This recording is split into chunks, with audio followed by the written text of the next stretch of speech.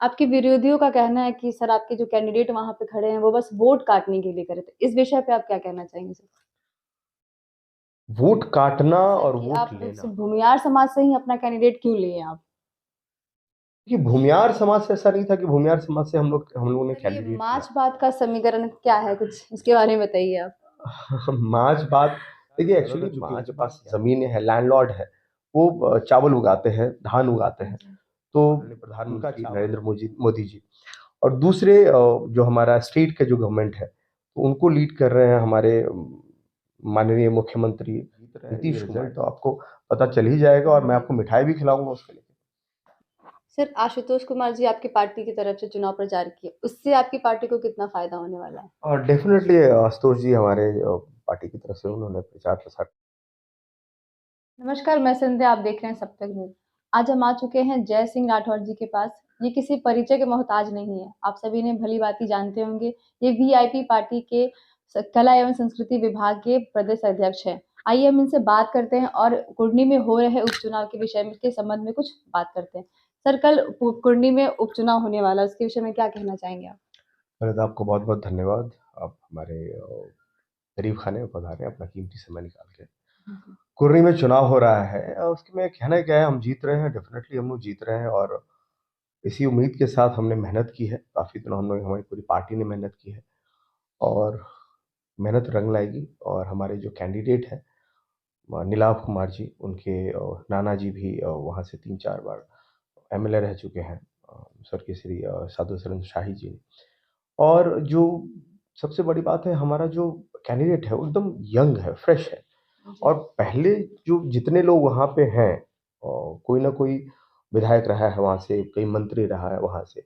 लेकिन क्या है ना कि कुढ़नी की जो मैं घूमा हूँ वहाँ पे, आज भी वो उसी स्थिति में है। मतलब जिस जिस स्थिति में मुझे लगता है कि आज से 20 साल या 25 साल पहले किसी विधायक ने उसको छोड़ा होगा, उसी स्थिति में आज भी कुढ़नी है। वहाँ पे अभी बहुत सारी चीज़ों की कमी है और मुझे उम्मीद है कि हमारी पार्टी वहाँ से जीतेगी, तो हम लोग विकास का एक नया रास्ता जो है वहाँ पे खोलेंगे। जी। आपके विरोधियों का कहना है कि सर आपके जो कैंडिडेट वहाँ पे खड़े हैं वो बस वोट काटने के लिए करे थे। इस विषय पे आप क्या कहना चाहेंगे सर? वोट काटना और वोट लेना दोनों 2 चीज़ें हैं। देखिए हमारे जो कोर वोटर है, वीआईपी पार्टी का जो कोर वोटर है, वो निषाद समाज है और निषादों की वहाँ संख्या काफ़ी मात्रा में है। और दूसरी बात, हमने जिनको टिकट दिया है वो स्वर्ण समाज से आते हैं। तो स्वर्णों का भी बहुत जुड़ाव है, बहुत लगाव है। ख़ास करके वहाँ के जो भूमियार समाज है, उनकी भी संख्या वहाँ पे काफ़ी ज़्यादा है।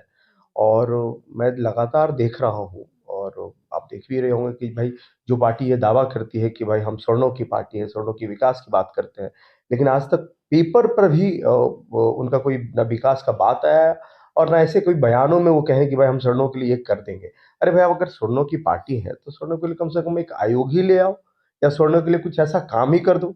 लेकिन जब खाली बात आप करेंगे स्वर्णों की और टिकट देंगे किसी और की, ठीक है? जी। तो और लेकिन हमारी पार्टी जो हम कहते हैं कि भाई, हमने जिसको टिकट दिया है, हम अगर ऐसा होता तो हम किसी मल्लाह समाज को टिकट देते, है ना? जो वहाँ पे अच्छी संख्या में है।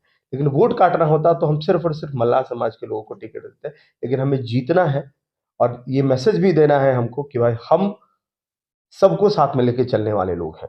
हम लोग सबको साथ में लेके चलने वाले लोग हैं। सभी वर्ण की बात करते हैं, सभी धर्म की बात करते हैं, सभी जाति की बात करते हैं। जी। तो ये भी कहने सुनने को आ रहा है सर कि आप सिर्फ भूमियार समाज से ही अपना कैंडिडेट क्यों लिए आप?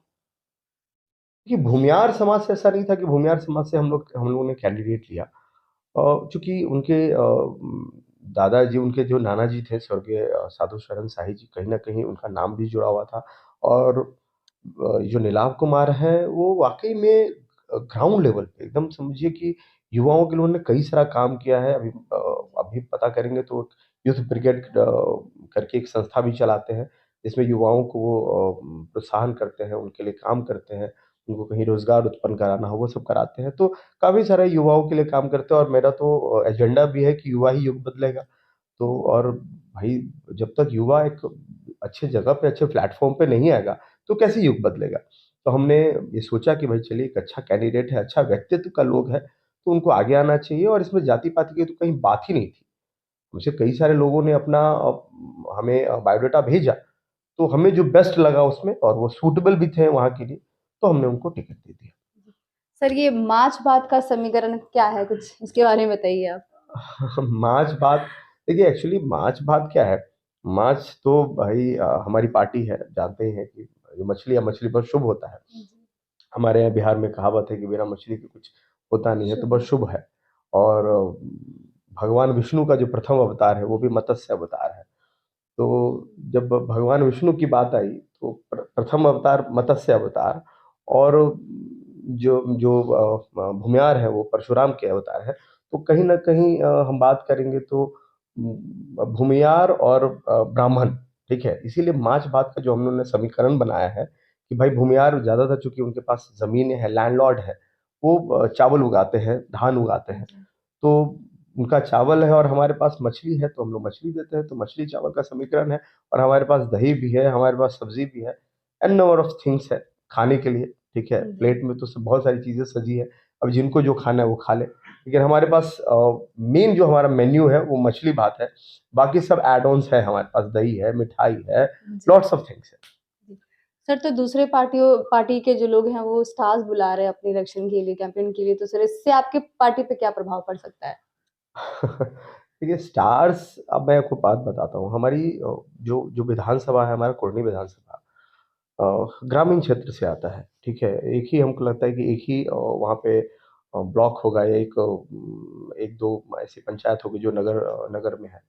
बाकी सब गाँव है, यानी कि 80% जो जनता है वो गाँव में रहती है, जो खेतों में अनाज उत्पन्न करती है, खेती करते हैं।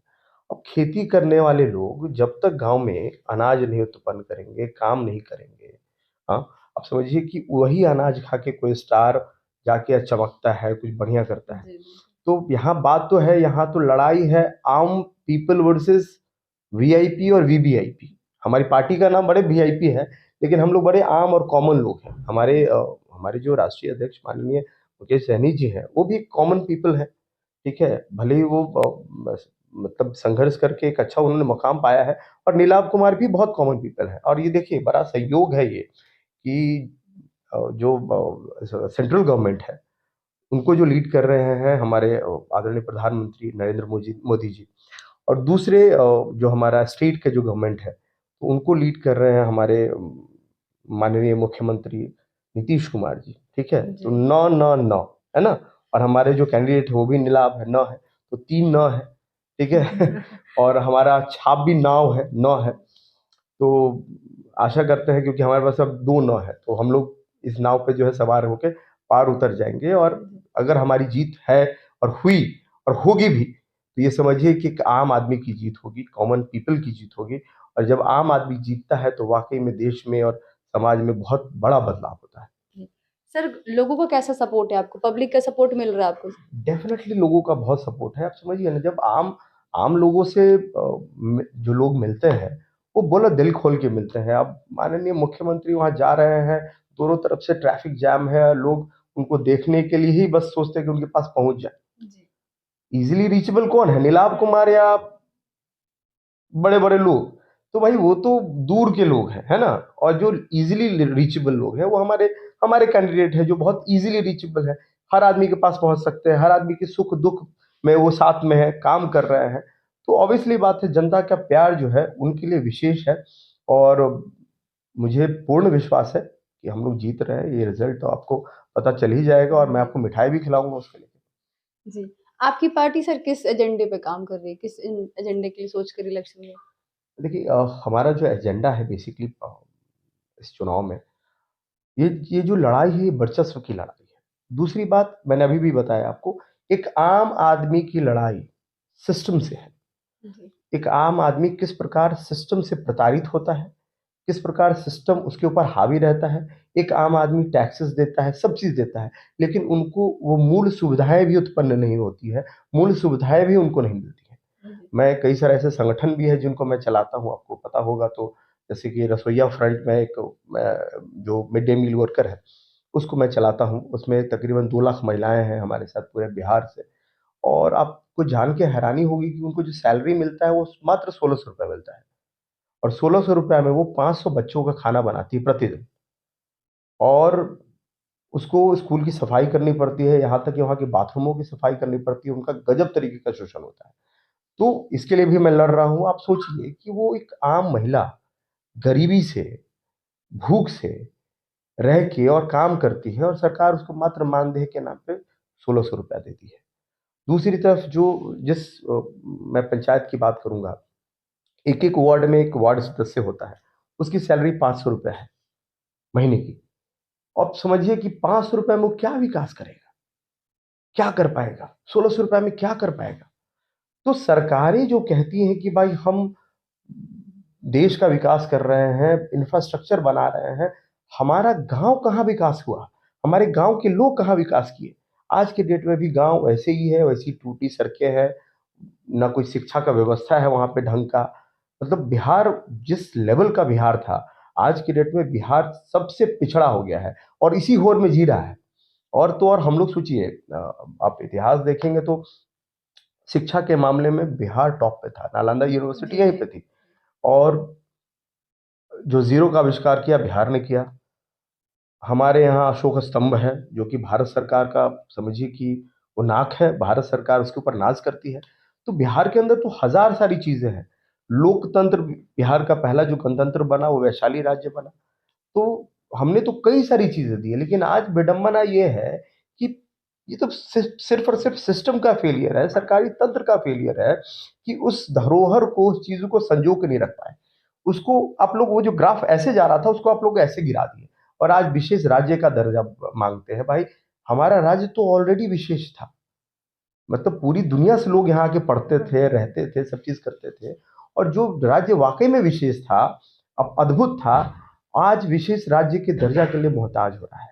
आज उनको स्पेशल पैकेजेस चाहिए। जो पूरी दुनिया में पूरे जगह पे राज करता था, आज वो स्पेशल पैकेज और स्पेशल क्या क्या राज्य के दर्जा के लिए मोहताज हो गया। तो कहीं ना कहीं सरकारी तंत्र का ये फेलियर है। और आशा करते हैं कि जब भी हमारी सरकार पूर्ण बहुमत में आएगी तो हम लोग इसको पूर्णतः बिहार का नंबर वन राज्य बनाएंगे। जी।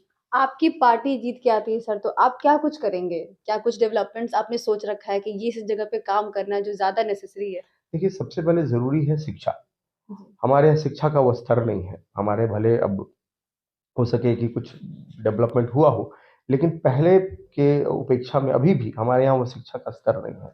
हमारे यहाँ ढंग के कॉलेजेस नहीं है अभी भी। यहाँ के मैं कहता हूँ 90% बच्चे बच्चे बाहर जाके पढ़ते हैं, पुणे में, बैंगलोर में। लेकिन यहीं के बच्चे अच्छे अच्छे इंजीनियर्स हैं, सॉफ्टवेयर में जाते हैं, आईआईटी करते हैं।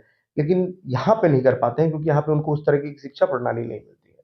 दूसरा, यहाँ का स्वास्थ्य व्यवस्था भी कोई अच्छा नहीं है। किसी को भी कोई प्रॉब्लम है तो सीधे दिल्ली जाता है, या तो बैंगलोर जाता है, या चेन्नई जाता है। बिहार में उस तरह की कोई भी स्वास्थ्य की व्यवस्था नहीं है। और तीसरा जो बहुत महत्वपूर्ण है वो है सुरक्षा। आज भी मुझे लगता है कि बिहार में लड़कियां सेफ नहीं है।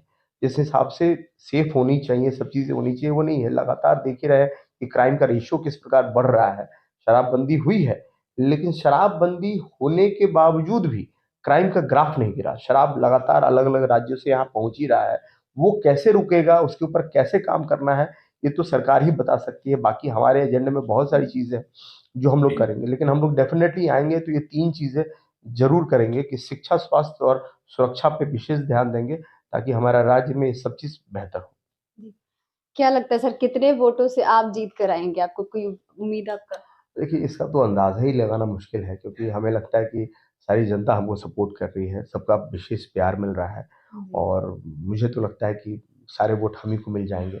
लेकिन हाँ, ये प्रैक्टिकल बातें सत्य नहीं है, उनके भी फॉलोअर्स हैं।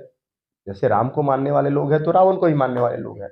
तो हैं, लेकिन निश्चित तौर पे ये तो ज़रूर है कि एक कॉमन जो राम थे, उनकी ज़रूर जीत होगी और बुराई पे अच्छाई की निश्चित जीत होगी। सर, आशुतोष कुमार जी आपकी पार्टी की तरफ से चुनाव प्रचार किए, उससे आपकी पार्टी को कितना फ़ायदा होने वाला है? और डेफ़िनेटली आशुतोष जी हमारे पार्टी की तरफ से उन्होंने प्रचार-प्रसार किया है। और जो भूमिहार हैं, कहीं न कहीं उनको अपना नेता मानते हैं। और हमारी पार्टी में जो हमारे कैंडिडेट हैं नीलाव कुमार जी, वो भी उसी कास्ट से आते हैं, भूमिहार कास्ट से आते हैं। और उनके जाने से काफ़ी सारे जो 1-2 लोग, जो हम कहें कि देखिए क्या होता है ना कि भगवान से भी हर आदमी खुश नहीं होता है। तो 1 आध 2 लोग जो हैं, जो कटे-कटे रह रहे थे, वो भी उनके आने से टर्न अप हुए हैं। और निश्चित तौर पे आशुतोष जी के आने से हमारे यहाँ बहुत फ़ायदा हुआ है। और हमको लगता है कि अच्छा खासा वोट जो है वो टर्न अप कराए हैं। जी। विरोधी पार्टियों का मानना है कि आपको तीसरी नंबर की पार्टी कहा जा रहा है सर, इसके ऊपर आप क्या कहेंगे? चलिए उनका बहुत-बहुत शुक्रिया भाई, कम से कम हमको तीसरे नंबर की पार्टी तो मान रहे हैं। पहला पार्टी है, कौन मान रहा है अपने आप को? ये मुझे बताइए, अगर भाजपा मान रही है अपने आप को पहले नंबर की पार्टी, जो कि आज़ादी के समय से है।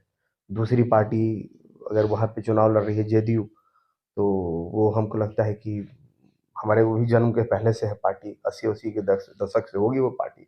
और जो 15 साल, 20 साल राज करने वाली पार्टी हमको तीसरे अपने से जस्ट तीसरे में मान रही है, तो ये बड़ी बात है हमारे लिए, बड़ी उपलब्धि है हमारे लिए।